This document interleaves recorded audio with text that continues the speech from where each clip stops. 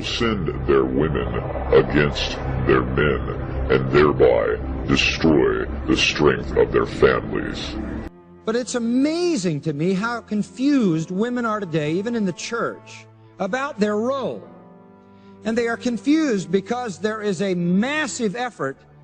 The troops have been sent out from the fortress called the feminist agenda to spread their philosophy throughout this society.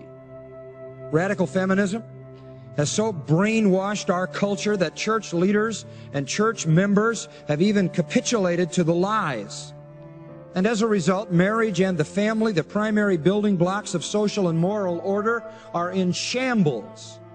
Much of this can be laid at the feet of the feminist movement because it has overturned the thinking of women so dramatically that they have abandoned their God-intended role, and consequently, the family has felt the consequences. Untaught Christians have become prey to the ideology of the feminists.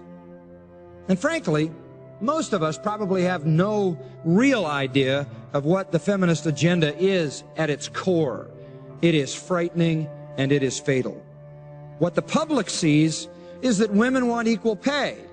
What the public sees is that women want to be free from certain social strictures. But the real agenda is much more serious. Listen to her. Gloria Steinem, editor of Ms. Magazine. Quote, "By the year 2000, we will, I hope, raise our children to believe in human potential, not God." Satan's ideologies can't ever just stop with social issues. They always go to theological ones. Radical feminist leader Sheila Cronin, and you've heard the name, I've heard it so many times, she says this: "Since marriage constitutes slavery for women, it is clear that the women's movement must concentrate on attacking this institution. Freedom for women cannot be won without the abolition of marriage." As far back as 1971, there was produced by these feminists a document called the Declaration of Feminism. It says this: "The end of the institution of marriage is a necessary condition for the liberation of women. Therefore, it is important for us to encourage women to leave their husbands and not live individually with men. All of history must be rewritten in terms of oppression of women. We must go back to ancient female religions like witchcraft." By the way, this is largely lesbian-led, and that's why they have that attitude toward men. Annie Laurie Gaylor, writing in The Humanist, July-August 1988, has an article called Feminist Salvation. This is what she says. And this affects the elite thinkers at the university level, and it gets taught to the students in the system. So it works its way into the culture. She says this: "Let's forget about the mythical Jesus." Again, it never stops with a sociology. It always has to ascend to a theology, because you've got to get God out of the picture so you can make the Bible a non-issue. "Let's forget about the mythical Jesus and look for encouragement, solace, and inspiration from real women. 2,000 years of patriarchal rule under the shadow of the cross ought to be enough to turn women toward the feminist salvation of the world." End quote. Get rid of Jesus. The real salvation of the world is not in him, it is in feminism. Dr. Mary Jo Bain, a feminist and assistant professor of education at Wellesley College, elite women's college, associate director of the school's Center for Research on Women, there's a deadly think tank, says this: "In order to raise children with equality, we must take them away from families and communally raise them. We got to get them away from any male influence." Margaret Sanger, founder of Planned Parenthood, leading the parade in abortion, said, "The most merciful thing a large family can do to one of its infant members is kill it." Now, the reason we have to take these ideas seriously is because they constitute the fortress.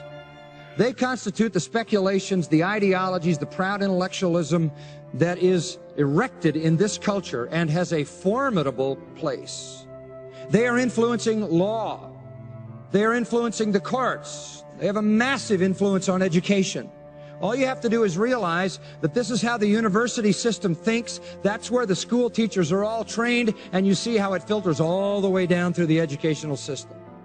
They're creating laws at the highest level in our land, laws we have to live by, laws that are obliterating all sense of historic culture. They're being taught through every avenue to our young people, and even Christians, as I said, are falling under the spell of the feminists. Sheila Cronin, again, one of their most respected leaders, says, since marriage constitutes slavery, we have to attack marriage.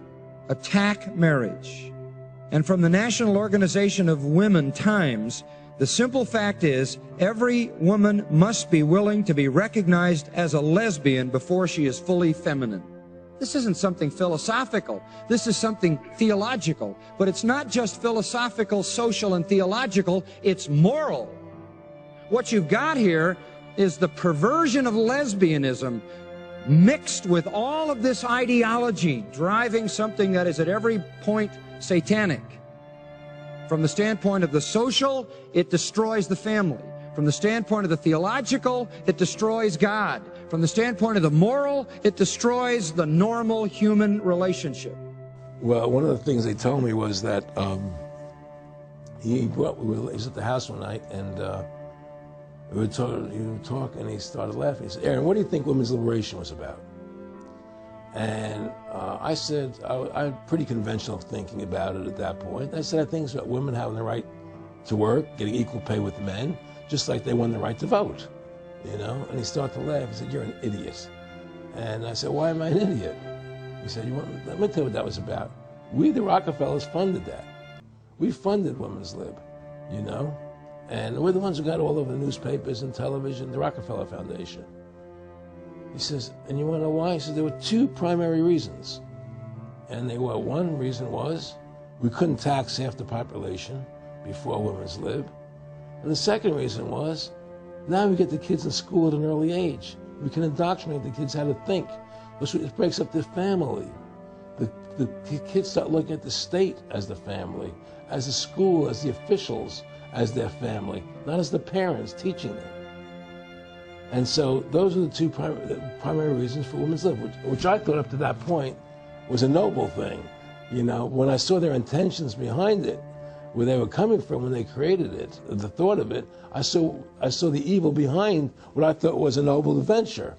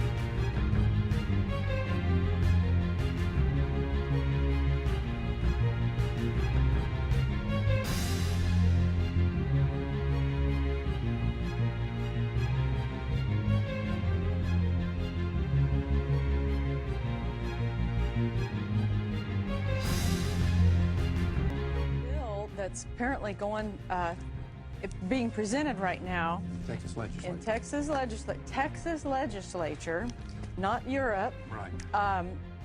If lawmakers approve this bill, then moms who kill their babies, up to 1 year, mind you, can get off because of postpartum psychosis. Postpartum depression will be a defense for murdering a baby up to a year.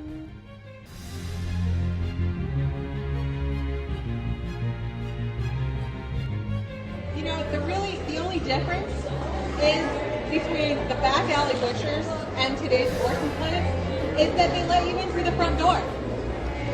The procedure's the same, the instruments are the same, they let you in through the front door. That's the difference.